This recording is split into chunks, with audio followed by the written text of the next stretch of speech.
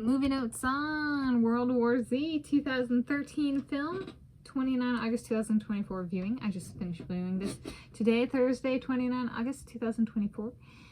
And I'm Tanis Coralee Leonhardi, she, her, hers of Seattle. This is my YouTube channel, Tanis Leonhardi, at least currently. And what did I come up with for the description of this movie for this viewing? It's a fiction film about worldwide zombie invasion with zombies who can run fast and do not attack the sick, and the journey of one man to help end the invasion, and that one man is played by none other than Brad Pitt. Here we go. Okay. And you know, the imagery of humans, you know, climbing atop humans in kind of like a pyramid, but like vertical pyramid form, has been copied by musical artists. Following this, the release of this movie back in 2013.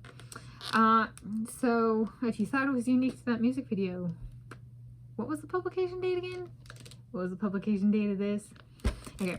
But the point here being, it's a little bit different. I went from the real airspace over New York City, plane crashing in the Hudson River, real story, to the fictitious zombie as villains World War fiction movie today. So a little bit of a pendulum swing there. They can run.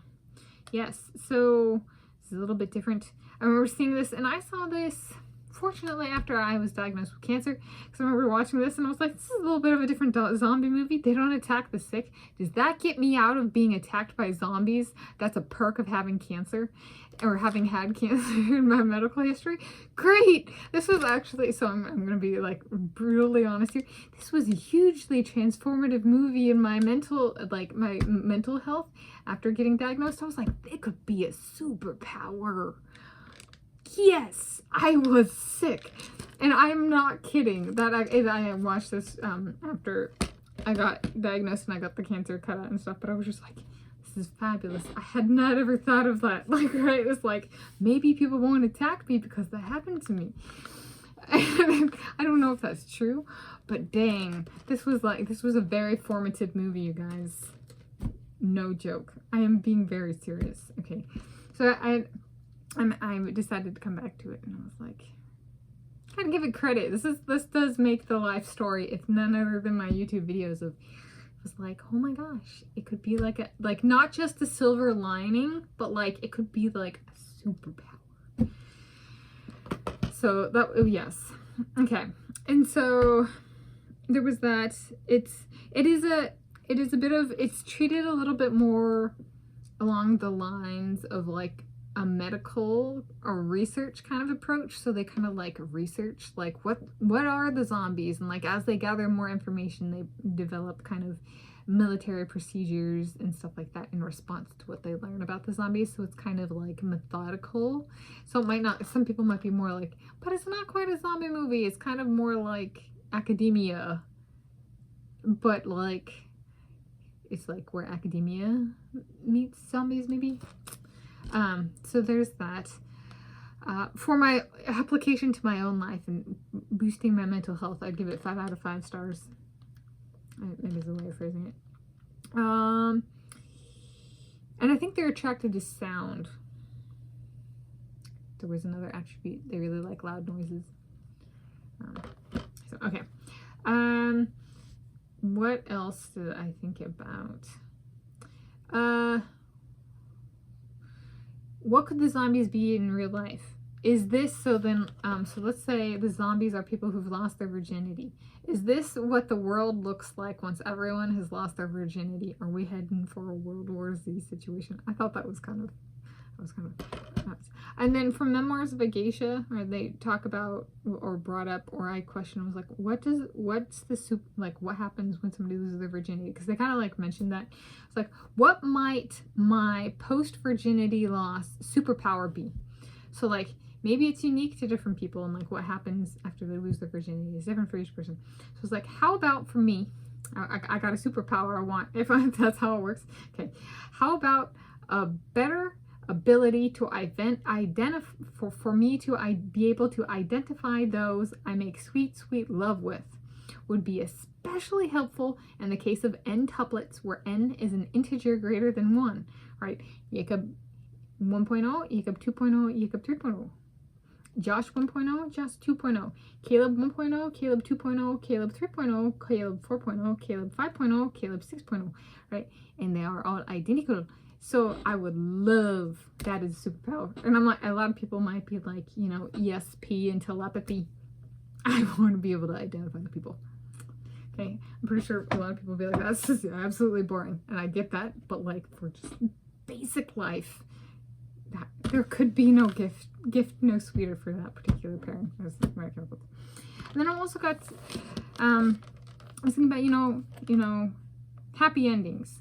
Okay, and like this is scary. And like, what if I don't want to bring or kids into a world? But that's not really the issue here. So I was like, but it's not that. So like, I've been talking about a pale yellow house scenario. You know, I move in with Josh, and we get my parents a pale yellow house. The particular pale yellow house, and I've talked about like kind of having kids and like fleshing that out. So is it possible me and my soulmate do not immediately have kids? So I kind of abridged that already. It was, yes, we want to work on developing a homeschool curriculum, right? Which done right could take a few years to get everything laid out, especially K through 12. That's 13 years of education. If in the meantime my parents found something that brought them and my little brother Kona dog true happiness, such as dad making recipes and writing a cookbook and or cookbooks, and mom cultivating a greenhouse that includes ingredients for recipes, and they could express it as they are happy, no more, no less, then figure out how to store the homeschool curriculum so it is ready to go when needed. So essentially that's the first component. Is like, if like, let's say it takes us 3 years to develop this homeschool curriculum, and at 2.98 years my parents go, you know what, we're happy, we have exactly what we need, no more, no less. And we go, okay, we can store the curriculum, right? If things change, then we have a starting point already in place, right? The curriculum has been developed. It's easier to work with something once it's already there, right? And you make a little tweaks if need be, right? If need be, then to start from scratch, right? And then there's the second component, right? So then, okay, my parents, we were like enlisting them as teachers, right? So then they're happy, so we can, okay, that's one component. Second component is this. Second component to this. The future papas of the babies want to fook the future mama of the babies, me, and we both very much enjoy our canoodling. So we choose to enjoy the pleasure we bring each other, integrate it as a full-time endeavor. Yes. So essentially it's a way of saying the bodies were made to make babies, but they were also made to enjoy each other. Right? There's emphasis on one purpose of a human body, but most of it doesn't go like that, especially, you know, based on my experience, even though it's just being raped, you know, but like, right, there were no babies out of that. So 100% of the multiple experiences are non-reproductive, right?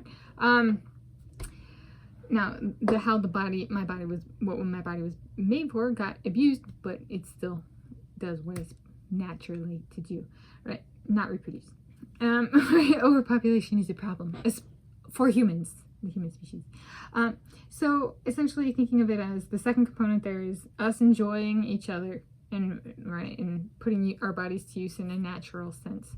And as Josh and Jacob say, fook, right?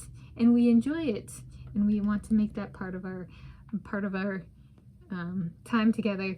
And we do not want the baby belly getting in the way, or baby bearing belly getting in the way, and the babies getting in the way. So we're just gonna be like, all right, the parents are happy, we're happy. We can easily, or not easily, but it's straightforward to store this curriculum we've been working on.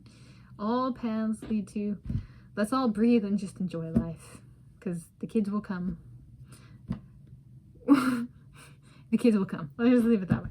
And so that kind of thing. So there we go. That was my, I could think of like a happy ending that was inspired by this movie of, right? Maybe our hard times are really superpowers to a better future ahead. So there we go. So my movie notes on World War Z 2013 film, 29 August 2024 viewing.